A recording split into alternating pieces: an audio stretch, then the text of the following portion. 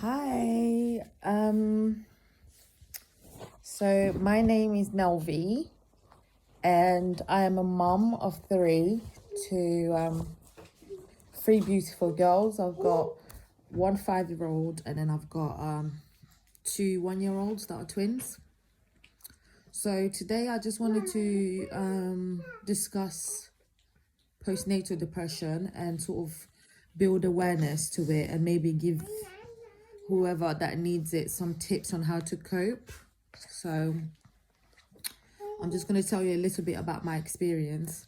So already I suffer from PTSD because I have a bit of a traumatic past, but I'm not going to go into too much detail with that. So sorry, bear with me. I've got my kids all around me at the moment, so if you hear some noise, and I've got no makeup, but like I said, I'm a mum of three. I'm not here to impress anyone, rather to discuss something that is really important and that affects a lot of mums that I myself was not aware of fully. Like, I'd heard one or two cases of it, but I didn't really understand how a woman who would have a child or who had just had a child would feel depressed. Like, I didn't get it, because I just thought that would be a beautiful moment in one's life. So I didn't understand how someone could be depressed about that. So anyways, I had my first child when I was 23 years old. I was a single parent. Me and her dad didn't really have a relationship to start with.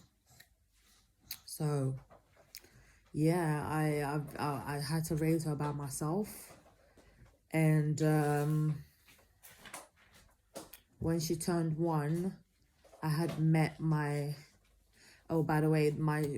first child's father had moved on. So even though at some point I wanted to have another child, and I actually talked to him about it, but he was no longer interested. So obviously you can't force somebody when they don't want you. So I just had to move on.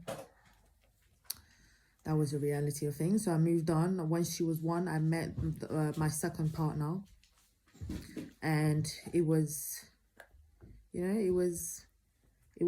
It was all love. We had a wonderful experience together. We had ventured into a lot of things, which was nice. I actually trusted him a lot, and we were engaged at one point, and I thought, yeah, I've met my match. I'm ready to get married, settle down. But I wasn't yet ready to have kids, because like I said, my daughter was 1. My first child was 1 when I met him.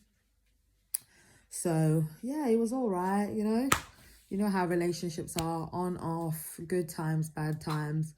But we hung in there. So eventually, when my daughter, 3 years later, when my first child was 4, just about to turn 4, actually, when my first daughter was 3, I got pregnant, and we actually went out to a restaurant to eat. We actually went to Burger and Lobster. I don't know if you know it, but it's a London-based restaurant. It's a franchise. They've actually got a few of them. So anyways, whilst we were there eating lobster, I actually felt like I felt a bit sick, and then the lobster just stunk. Like, it just smelled so bad, and I just thought, I've never really been that close to a lobster before.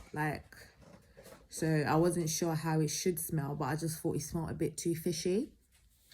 I just thought maybe it was something to do with the way that it was prepared and all of that. So anyways, after that day, I was like, maybe I should go home and have a test done, because I remember when I was first pregnant with my first child, I had certain symptoms that were quite similar to the second time. Like, foods were, that's my baby's hand.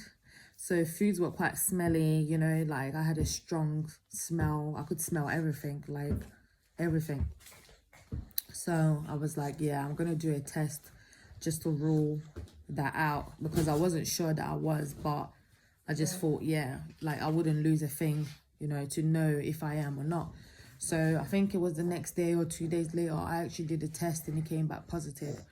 I couldn't believe it. So I went back to the shops, and I bought, hi baby, stop, I'm making a video. No, just sit down. Just sit down and look. So I went to the shops and I bought 4 more tests. So I bought 4 more tests. Oh gosh. Eliana, Ava, stop. Oh my gosh, the struggle. So I bought 4 more tests and obviously they came back. Can you stop please? So they came back, that's the banner, they just turned 1, so yeah. So I bought 4 more tests and they came back positive. And yeah, I was, you know, like quite happy because Aviana, no, get that away from her because, oh, for God's sake. I don't know if I'll be able to finish this in peace, but yeah. So yeah, I was quite happy because we had been together for a while. That was actually my longest relationship. I'm sure you lots have had longer relationships. But yeah, so I told him and he was quite happy. Like we were at a point where we were quite content and settled in our relationships. And we were engaged. So yeah. Even though I'd never actually planned to have kids with him, but I wanted to spend, you know, like kind of like the rest of my life with him. But yeah, so yeah, we found out we were pregnant. It was good at first and then it got bad, and then we separated for a bit and then we got back together. You know how these men are. I wouldn't just put all the blame on him. Then again, like I was pregnant, so my hormones were all over the place.